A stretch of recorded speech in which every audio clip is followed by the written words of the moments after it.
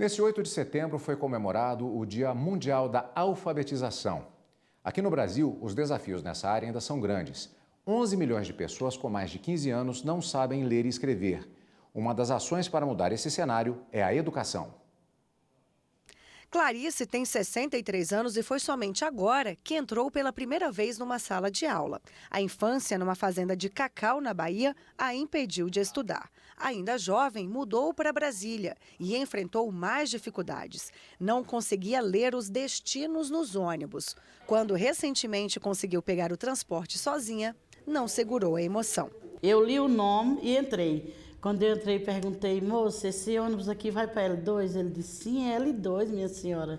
Aí eu chorei. A educação de jovens e adultos está prevista na Lei de Diretrizes e Bases da Educação. Hoje, são mais de 5 milhões de pessoas matriculadas nesta modalidade no país. Em 2014, este número era bem menor e não chegava a 3 milhões. Desde 2003, o programa Brasil Alfabetizado do Ministério da Educação vem ajudando a mudar esta realidade, principalmente nas cidades que apresentam taxas maiores de analfabetismo.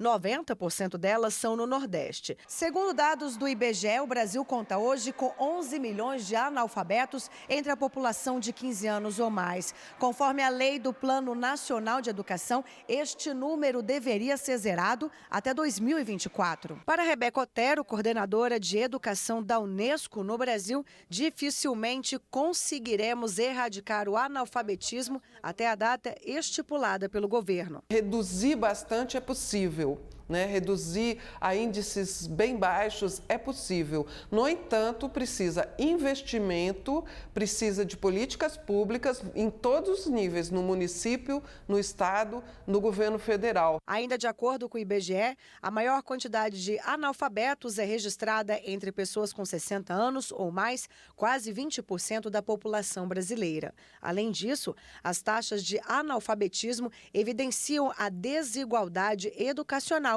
entre ricos e pobres. A gente tem crianças que saem de casa muito cedo. E não é só o sair de casa muito cedo, elas saem de casa muito cedo, elas chegam em casa muito tarde. E muitas vezes o que acontece? Elas chegam na escola já cansadas. Quando eu comparo a escola particular com a gente, o que eu diria para você? Para eles, não é que é fácil, mas é mais cômodo.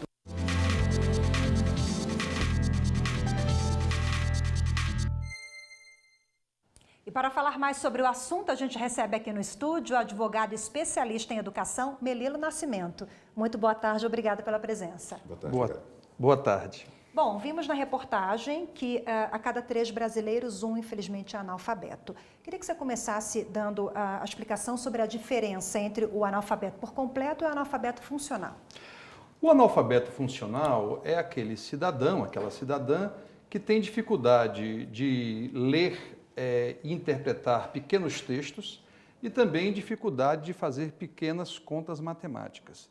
Ela, na verdade, é a soma do analfabeto absoluto e do analfabeto rudimentar. O analfabeto rudimentar é exatamente esse personagem que não consegue interpretar os textos e também não consegue fazer as operações mais básicas, adição, subtração, e tem grande dificuldade.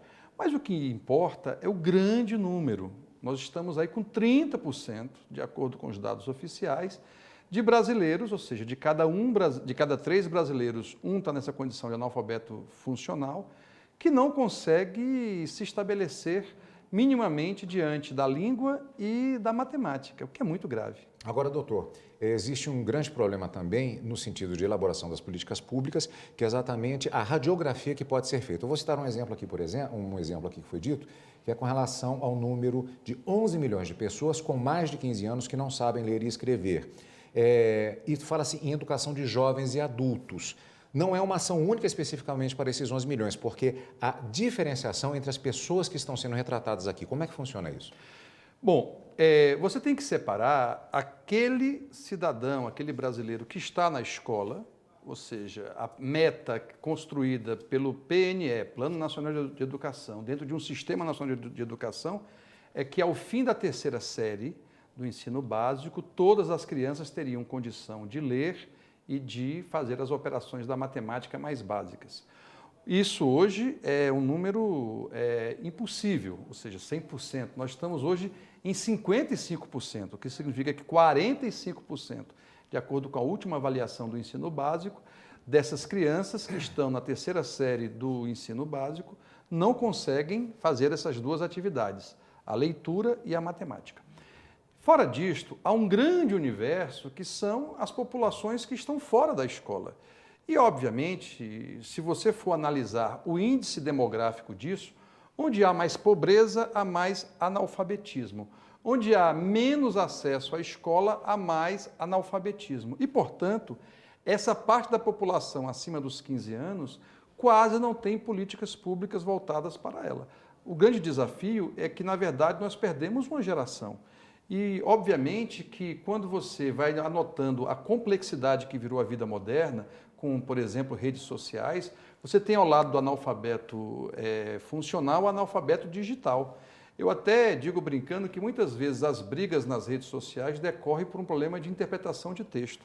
E se isso é verdade, em grande parte, tem pesquisa sobre isso, que 70% da população que está aí usando esses instrumentos das redes sociais não tem sequer condição de sair dessa esfera de analfabeto funcional. Bom, no Dia Mundial da Alfabetização, como avançar nessa matéria? Qual o principal gargalo? Olha, há vários gargalos. Na educação formal, o grande desafio, como disse a matéria, é construir uma política pública que seja capaz de fortalecer o papel do professor, construir soluções pedagógicas e políticas públicas de continuidade.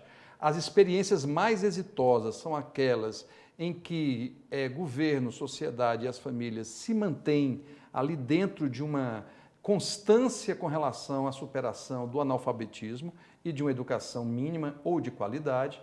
E fora desse centro, que é o centro da escola formal, há uma grande parcela da população, especialmente a população acima dos 50 anos, acima dos 60 anos, nesses locais onde a desigualdade é maior no Brasil, que se não houver a tentativa de uma política pública de construção de uma alfabetização, nós ficaremos muito reduzidos porque o EJA, a Educação de Jovens e Adultos, é muito pequena, essas pessoas estão mais preocupadas com a sobrevivência do que com a qualificação e, obviamente, entre a sobrevivência e a qualificação, eles preferem comer. Ok, Melilo Nascimento, mais uma vez, muito obrigada pela presença, uma boa tarde. Boa tarde, doutor. Obrigado.